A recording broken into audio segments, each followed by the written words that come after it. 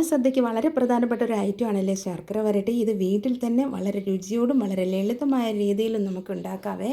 ഇത് നോക്കൂ, വളരെ ടേസ്റ്റിയാണ്. ഈ ശർക്കര വരട്ടി ഉണ്ടാക്കാൻ പഠിച്ചിട്ടുണ്ടെങ്കിൽ ഈ പാചകത്തിലൊക്കെ താല്പര്യമുള്ള ലേഡീസിന് ഇത് വേണമെങ്കിൽ ഈ ഉത്സവകാലമൊക്കെ ആകുമ്പോൾ, പ്രത്യേകിച്ച് ഓണം, വിഷു അങ്ങനെയുള്ള കല്യാണ ഫംഗ്ഷനൊക്കെ ആകുമ്പം ഇത് വേണമെങ്കിൽ ഒരു ചെറിയൊരു ബിസിനസ് പോലെ വേണമെങ്കിലും തുടങ്ങാം.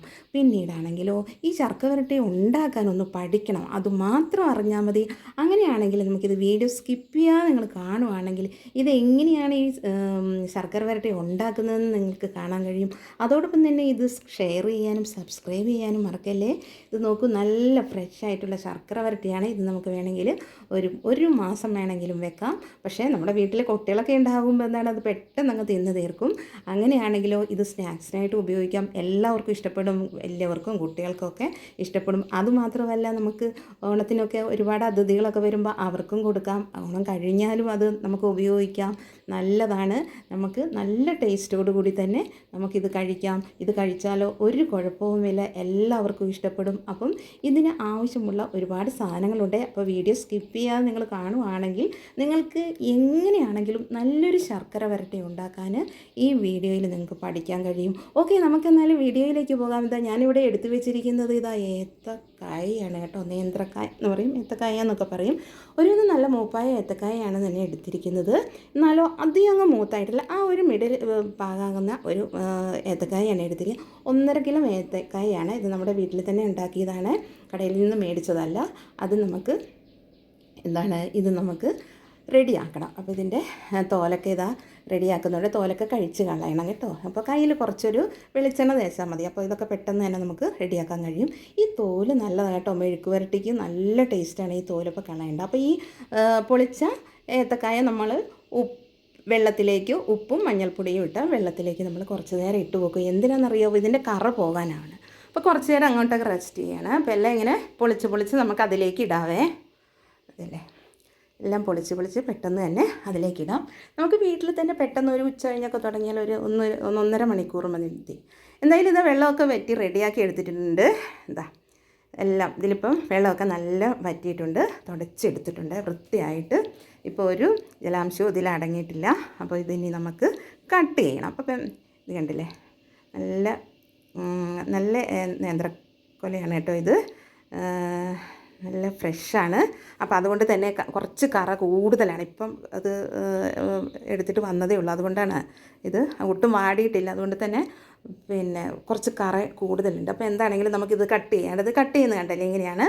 നടുവേ ഒന്ന് മുറിച്ചിട്ട് പിന്നെ അങ്ങോട്ടേക്ക് കട്ട് ചെയ്താൽ മതി. ഇത് ഈ രീതിയിലാണ് ശർക്കരയ്ക്ക് കുറച്ച് ഒരേ ലെവലായിരിക്കണം. അപ്പം ഒരാൾ തന്നെ കട്ട് ചെയ്യുന്നതാണ് ഏറ്റവും നല്ലത്. ഒരേ ലെവലായിരിക്കണം. ഇത് കണ്ടില്ലേ, ഈ ഒരു ലെവലായിരിക്കണം. അപ്പോൾ ആ കട്ട് ചെയ്യുന്ന പാകം അതാണ്.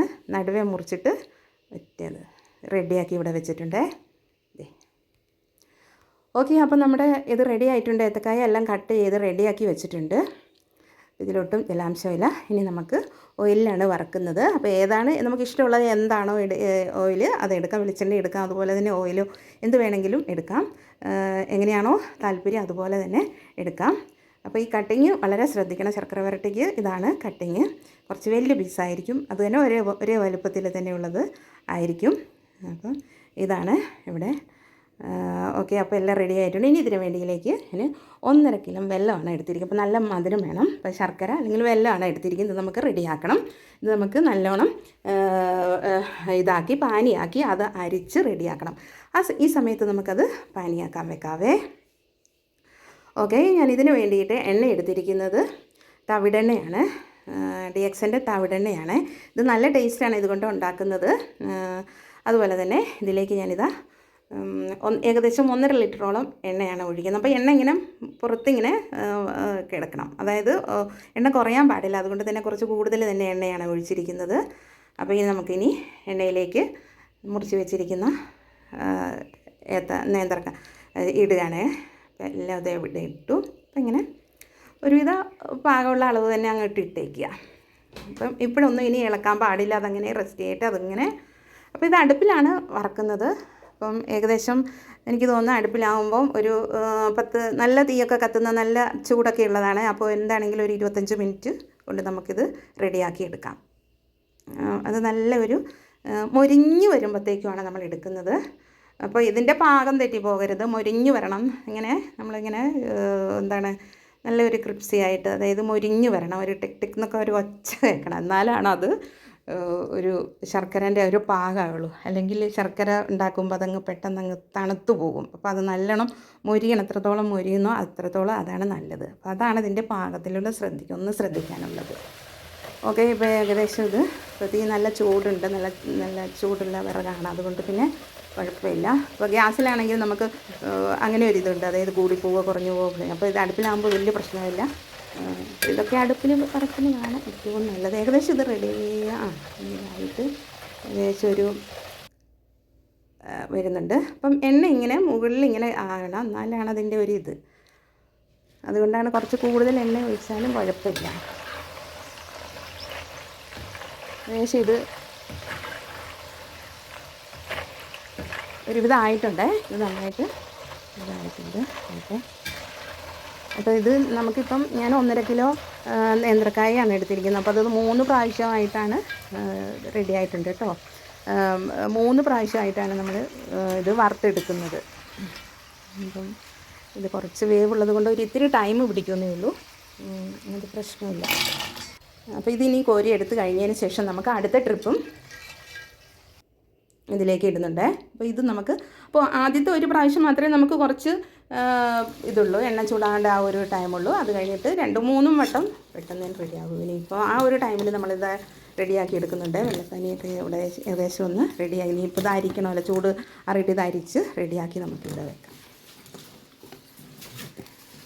അത് കഴിഞ്ഞ് നമുക്കെല്ലാം കൂടെ റെഡിയായിട്ട് ആ ഒരു ഇതിലേക്ക് തന്നെ, ആ ഒരു ചീനച്ചട്ടിയിലേക്ക് തന്നെ വെല്ലപ്പാനി ഒഴിച്ചു, ഈ മുരിഞ്ഞ ചിപ്സും കൂടെ ഒഴിച്ച് നന്നായിട്ട് ഇനി അങ്ങ് ഇളക്കുക. അതായത് ഈ പാനിയാണ് ഇതിൻ്റെ പ്രധാനപ്പെട്ടത്. നൂൽപ്പരുവം ആകുമ്പോഴത്തേക്കും നന്നായിട്ട് ഇടുക. അതോടൊപ്പം തന്നെ അതിൻ്റെ കൂടെ കുരുമുളക് പൊടിയും ചുക്കുപൊടിയും ഏലവും ജീരകവും പൊടിച്ചതും കൂടി അങ്ങോട്ട് നന്നായിട്ടിട്ട് ഇളക്കുക, നല്ല മിക്സ് ചെയ്ത് അതോടൊപ്പം തന്നെ ലാസ്റ്റ് അരിപ്പൊടിയും കൂടി ഇട്ട് അങ്ങോട്ട് റെഡിയാക്കുക. ഓക്കെ, ഇവിടെ നല്ലൊരു ചിപ്സ് ഇവിടെ അല്ലെങ്കിൽ ഒരു ശർക്കര വരട്ടി ഇവിടെ റെഡിയായി വന്നിട്ടുണ്ട്. ഇതിൽ ശ്രദ്ധിക്കേണ്ടത് വെല്ലപ്പാനി നൂൽ പരുവത്തിലുള്ളതാണ്. അപ്പോൾ പിന്നെ ഇതിൻ്റെ ഇളക്കവും കൂടെയാണ്. അപ്പം ഇതിങ്ങനെ ഈ അരിപ്പൊടിയൊക്കെ ഇടുന്നത് കൊണ്ട് തന്നെ, വേണമെങ്കിൽ കുറച്ച് പഞ്ചസാര വേണമെങ്കിൽ ഇടാം. അപ്പം ഈ അരിപ്പൊടിയൊക്കെ ഇടുന്നത് കൊണ്ട് തന്നെ നല്ലൊരു മൊരിഞ്ഞ് വന്നിട്ടുണ്ട്. ഇത് കണ്ടില്ലേ, ഇനി നമുക്കത് സെർവ് ചെയ്യാം. അപ്പോൾ ഇത്ര സിമ്പിളാണ്. അപ്പോൾ അതിൻ്റെ പ്രധാനമായിട്ടും ഇതാക്കേണ്ടത്, അതായത് വെല്ലപ്പാനീൻ്റെ ആ നൂൽപ്പരുവമാണ്. നൂൽപ്പരുവം ആകുമ്പോഴത്തേക്കും നമ്മൾ ഇതിലേക്ക് ഒഴിച്ചിട്ട് നന്നായിട്ട് ഇളക്കി കൊടുക്കുക. ആവശ്യത്തിനുള്ള ജീരകപ്പൊടിയും അതോടൊപ്പം തന്നെ കുരുമുളക് പൊടിയും ചൂക്കും ഒക്കെ ഇടുക. ഏലവും അതിൽ വറുത്ത് ചേർത്തിട്ടുണ്ട്. ഇങ്ങനെ നല്ലൊരു ശർക്കര വരട്ടി ഇവിടെ റെഡി ആയിട്ടുണ്ട് കേട്ടോ. വളരെ സിമ്പിളാണ്. അപ്പോൾ എല്ലാവരും ഒന്ന് ഇഷ്ടപ്പെട്ടിട്ടുണ്ടെങ്കിൽ ലൈക്ക് ചെയ്യൂ, അതോടൊപ്പം തന്നെ ഒന്ന് ട്രൈ ചെയ്യൂ. കാരണം ഇത്തിരി ഇതിൻ്റെ പാകം അറിയണം, അതുകൊണ്ട് തന്നെ ഇത്തിരി ഒരു ബുദ്ധിമുട്ടല്ല, എന്നാലും സിമ്പിളാണ്, കുഴപ്പമില്ല. എല്ലാവർക്കും ഇത് ചെയ്യാൻ പറ്റും. കാരണം ഒരുപാട് പേര് ഈ ശർക്കര വരട്ടി ഉണ്ടാക്കിയിട്ട് പരാജയപ്പെട്ടവരെ ഞാൻ അറിയുന്ന ഒരുപാട് പേരുമുണ്ട്. അപ്പോൾ ഈ ഒരു പാവ് അറിഞ്ഞിട്ടുണ്ടെങ്കിൽ, വെല്ലപ്പാനിയുടെ ആ ഒരു പാവ് അറിഞ്ഞിട്ടുണ്ടെങ്കിൽ ഓക്കെ, ശർക്കര വരട്ടി നല്ല ടേസ്റ്റായിട്ട് നമുക്ക് ഉണ്ടാക്കാൻ കഴിയും. അപ്പോൾ ഓണത്തിന് ഇത് നമുക്ക് ഇപ്പം കൂടുതലും ഉണ്ടാക്കി വെച്ചിട്ടുണ്ടെങ്കിൽ തന്നെ എല്ലാവർക്കും ഇഷ്ടപ്പെടും. ലൈക്ക് ചെയ്യൂ, സബ്സ്ക്രൈബ് ചെയ്യൂ.